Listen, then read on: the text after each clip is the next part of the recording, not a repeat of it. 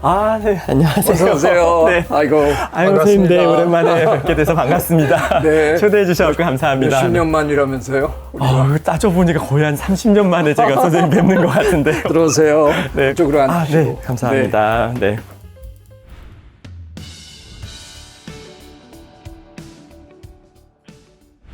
아이고, 정말 반갑습니다. 네, 선생님. 네. 너무 오랜만에 뵙게 돼서 반갑습니다. 네. 초대해 주셔서 감사하고요. 채널 애독자로서 여기 나오게 돼서 저는 너무 영광스럽습니다. 아이고, 네. 고맙습니다. 참 생각해보니까 이렇게 만난다는 게 이게 네. 참 드문 일이잖아요. 네, 맞습니다. 저를 기억하시고 저한테 연락을 다 주셨나요? 저는 기억이 굉장히 생생해요. 네. 제가 이제 서울대학교 의과대학 입학을 하고 그때가 의예과 1학년이었었는데요. 네. 의예과 1학년이 되게 공부도 안 하고 뭐 예과 때 못 놀면은 평생 못 논다고 그래갖고 수업도 안 듣고 굉장히 좀 문제가 많은 학년이에요. 네, 공부들을 워낙 안 하시기 워낙 안 하고 또 저희는 이게 학점이 2.0만 넘으면은 진급을 하는데 진급하면은 그 학점이 다 없어지거든요. 그럼 4.0을 받아갖고 진급하나 2.0을 받아갖고 진급하나 차이가 없으니까 다 같이 놀자 뭐 이런 분위기였었거든요. 네. 근데 이제 교양 수업 중에 그때 이제 일반 생물학 강의가 있어갖고 그때 선생님께서 저희 수업을 해주셨고요.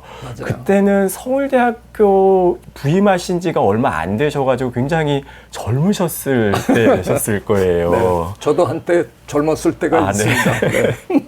일반 생물학 수업이 굉장히 여러 네, 맞아요. 개잖아요. 네. 그거를 이제 배정을 받아야 되는데 네. 의예과를 다 싫어하거든요. 다 싫어하고 안 하려고 그러고 그러셨어요. 그래서 그냥 과에서 항상 의예과를 저한테 떠넘겨가지고 제가 의예과 그러셨구나. 일반 생물학을 여러 차례 가르쳤습니다. 네.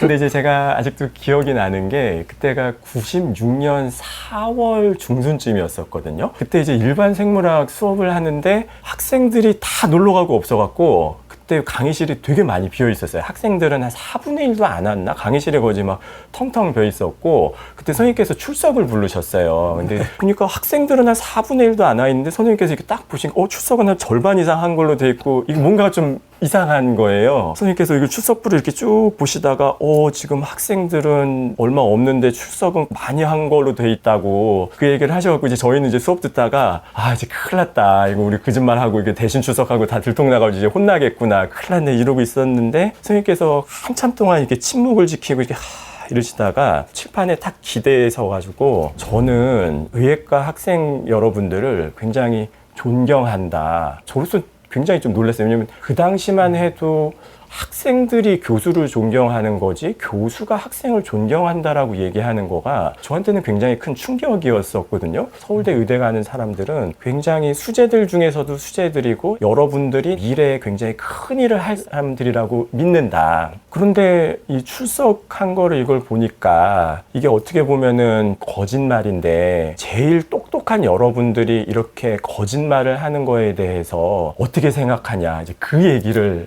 해주셨어요. 아마 선생님 기억 못 하실 거예요. 여기 계신 분들은 적어도 거짓말을 하지 않는 의사 선생님이 됐으면 좋겠다. 그 얘기를 해주셨는데 거짓말을 하지 말라는 거가 그 말이 그렇게 굉장히 무겁고 중요한 말이구나 하는 거를 그때 굉장히 크게 느껴가지고요. 저한테는 그게 굉장히 큰 울림으로 남았었어요. 저는 그게 그렇게 잊혀지지가 않아요. 근데 지금은 이제 제가 거꾸로 이제 교수 입장이 돼가지고 저도 이제 의과대학 수업을 할 때 학생들한테 똑같은 얘기들을 해주거든요. 거짓말을 하면 안 된다. 적어도 환자분들한테 해를 끼쳐서는 안 된다. 이제 그런 이야기를 하는데 네. 제가 어쩌다가 그런 짓도 했네요. 작년에 서울대 졸업식 축사에서 리포트를 베껴서 낸 사건에 대해서 얘기를 한번 했거든요. 맞아요. 누군가가 쓴 거를 이제 다 똑같이 베껴가지고 내는데 컴퓨터가 보급이 되기 시작하니까 이상한 실수한 게 그대로 이제 나오는 거죠. 그래서 제가 8명을 찾아내가지고 그냥 아무 말 안 하고 칠판 구석에다가 8명 이름을 쭉 내리 적었어요. 똑같은 그런 비슷한 얘기를 제가 이제 한 거죠. 당신들은 뭐 앞으로 남의 목숨을 책임져줘야 되는 중요한 위치에 설 사람들인데 정당하게 살아야 되는 거 아니겠느냐. 내가 뭐 평생 따라다니면서 진짜 그렇게 사나 확인할 수도 없지만 그냥 말로라도 나한테 앞으로는 이런 짓 안 하고 정당하게 네. 살아보겠다라고 나랑 약속해 주면 내가 그냥 용서하겠다. 네. 그래서 하여간 그때 용서해 줬던 기억이 나요. 아. 근데 이 기억은 저는 사라졌는데 저희 학년은 아니었었던 네, 것 그런 거 같네요. 그때 이제 누군가의 한마디가 사람의 인생에 있어갖고 오랜 기간 영향을 줄 수 있다는 거, 그거 자체가 굉장히 중요한 일이 아닌가 싶기도 하고요. 요즘에 이제 스승이 사라진 시대라고 그러잖아요. 그런 시대를 살아가는 젊은 사람들한테 더 큰 울림이 될 수도 있지 않나, 그런 생각을 좀 해봤습니다. 특히 의학과학 일반생물학 수업에서는 제가 작심하고 한 1시간 정도는 가르친 내용이 하나 있어요. 진화의학에 대한 내용을 제가 가르쳤어요. 그때는 국내에서는 아무도 얘기하지 않던 네. 시절이었거든요. 근데 저는 미시간 대학에서 저랑 친한 동료가 그 분야를 이제 새롭게 만든 랜디 네스라는 교수인데, 그 양반 책을 인간은 왜 병에 걸리는가라는 책을 이제 제가 번역을 하고 있었고, 제가 그 책 번역하고 아마 저는 우리나라의 모든 의과대학에 다 가서 특강을 했을 거예요. 안 가본 네. 곳이 없어요. 의학이 어떻게 보면 생물학과에 의탁되는 이유가 어떤 의미에서는 의학과 가장 가까운 학문이 생물학이다라는 걸 인정하는 거잖아요. 맞습니다. 네. 근데 생물학의 근간은 다윈의 진화론인데 의학에는 다윈이 전혀 없거든요. 맞아요. 그래서 이제 그거를 좀 바꿔보겠다고 이제 랜디 네스가 네. 다윈 의학, 네. 이제 훗날은 이제 우리가 진화의학이라고 주로 부르지만 그 분야를 이제 개척을 한 건데, 진화 생물학자로서 굉장히 흥미로운 네. 이제 발전이니까 의학과 수업은 하루는 반드시 그런 얘기를 했어요. 네. 근데 선생님한테 네. 지난번에 이제 서로 연락을 네. 시작하면서 선생님이 암에 대한 그런 네. 얘기들을 저한테 들려주시는데 네. 굉장히 진화의학적인 접근이라는 맞아요. 생각을 했어요. 네. 아마도 그 당시에 20, 30년 전에 진화의학을 말씀하셨으면 그게 조금 어떻게 보면 너무 시대를 좀 앞서 나갔었던 거 아닌가 하는 생각도 좀 드는데, 맞아요. 요즘에는 기술이 너무 발전을 하니까 예전에 그냥 개념적으로 이럴 거야 라고 생각했었던 것들이 데이터상으로 이제 증명이 되기 시작을 하거든요. 저 같은 경우는 종양내과 의사로 일을 하다 보니까 암 환자분들 항암 치료하는 일을 하고 있거든요. 항암 치료를 하면은 암이 잘 죽어가지고 암이 신나게 이제 줄어들다가도 어느 시점이 되면 이제 내성이라는 게 생겨갖고 암이 다시 커지고 항암약이 안 듣는 순간이 와요. 그럼 또 다른 항암약으로 바꿔갖고 또 암을 이제 줄이거나 혹은 커지지 못하도록 억제를 하면서 지내게 되고, 또 내성이 생기면은 또 다른 약을 쓰고, 이 과정이 이제 몇 번 반복을 하는데요. 그 과정에서 암이 꾸준하게 진화를 하거든요. 그래서 아예 암의 진화,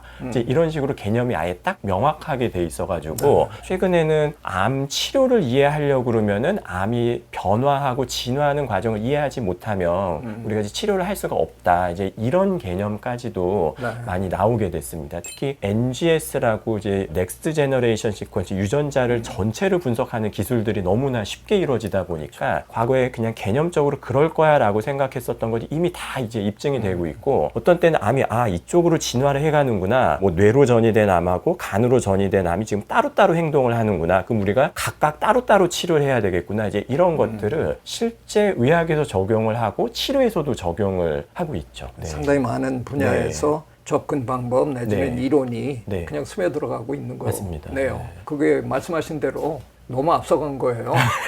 근데 미국은 세월이 이제 한 20, 30년 지나면서 미국의 웬만한 의과 대학에서는 진화의학이라는 수업이 있어요. 제가 번역한 랜디 네스의 책에 보면 의과대학의 교과 과정을 바꾸는 일은 헌법을 바꾸는 일보다 힘들다. 이렇게 이제 그 문구가 나오거든요. 네. 그럼에도 불구하고 미국에서는 차츰차츰 자리를 잡았는데, 국내에서는 제가 이제 그런 제안을 하죠. 의과대학에 그런 수업도 필요하고 뭐 여러 얘기를 하는데, 지금 이제 울산의대에 겨우 수업이 생겼고 부산의대에 뭐 프로그램 조그만 게 하나 이렇게 굉장히 오래 걸렸어요.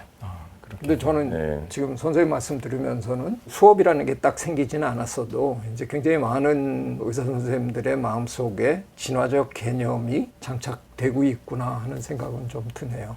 그게 그럴 수밖에 없는 게요. 그렇게 해서 이제 진화에 대한 개념을 조금 도입을 하고 그거를 치료제를 바꾸는 데 이용한다던가 그러면 분명히 환자분들의 치료 성적이 좋아질 수밖에 없거든요. 제가 암 이외에 이제 다른 의학의 영역에서 이제 진화의 개념이 이제 어떻게 활용되고 있는지까지는 제가 잘 모르는데요. 암으로만 좀 국한해 가지고 이야기를 하면 이 암이라고 하는 게 원래 유전자 질환이거든요. 그러니까 암 유전자가 있고 종양 억제 유전자가 있는데 암 유전자가 지나치게 활성화되거나 종양 억제 유전자가 기능을 상실하면은 세포가 계속 무한적으로 이제 증식을 하게 되고 주변에 피해를 입힐 수밖에 없고 그래서 암이 어떻게 진화를 하는지 계통도를 그리면 그게 다윈이 그렸었던 진화의 계통도하고 정확하게 일치를 합니다. 그래서 항암 치료 하다가 보면은 항암약을 쓰고 요렇게 해서 진화된 요 암세포가 많이 죽었구나 그러면은 암세포들이 다른 방향으로 진화를 하기 시작하면서 다른 클론들이 팽창을 하게 되고 그러면 이제 그거를 또 다르게 치료하고 이제 이런 전략들이 지금은 이제 굉장히 많이 보편화되어 있고요. 이제 그런 것들을 적용하면은 환자분들 치료 성적이 좋아진다는 게 바로바로 눈에 보이니까 저희로서도 진화의 개념을 이해하지 않고는 치료하기가 좀 어렵겠구나 하는 거를 뭐 요즘에는 뭐 너무나 절실하게 느낍니다. 인간은 왜 병에 걸리는가? 그 책에서 암을 유발하는 유전자를 무법자 유전자라고 아주 정의를 딱 내리거든요. 우리 몸을 이루고 있는 이 30조 개의 세포들은 발생 초창기에 다 서약을 했잖아요. 네. 누구는 계속 분열해도 되는 부서에 가지만 혈액을 만들어내는 애들은 계속 하기로 허락을 맡은 애인데 간으로 간 애들은 술이나 좀 걸르고 뭐 이런 거 하락을 했는데 거기 가 있던 놈들이 어느 날 쟤는 매일 의미 있는 생산적인 일을 하는데 나는 왜 이렇게 뒤치다거리만 해. 그래가지고 이제 어느 날 나도 좀 뭔가 의미 있게 살고 싶어. 그래 지가 분열을 막 시작하면 이제 그게 암이 기원이 되는 거잖아요. 초창기에는 그런 설명을 의과대학 교수님들이나 학생들에게 하면 너무 신기해했어요. 저게 무슨 얘기인가 그랬어요. 근데 오늘 전 선생님 얘기 들으면서 그간의 노력이 헛수고는 아니었구나 하는 생각이 정말 드네요. 왜 생명체가 DNA의 에러 레이트를 허용을 했을까? 사실 우리 세포만큼 에러가 적은 기계 거의 없죠. 코로나 바이러스도 이렇게 쭉 지나고 나서 보면 저는 무슨 생각이 드냐면 바이러스가 어쩌면 사람보다 더 똑똑할지 모르겠다. 결국 그래서 제가 또라이 바이러스라고 엄밀하게 더 중요한 거는 암이 안 생기는 게 제일 중요한 거예요. 아주 확실한 방법이 있음에도 불구하고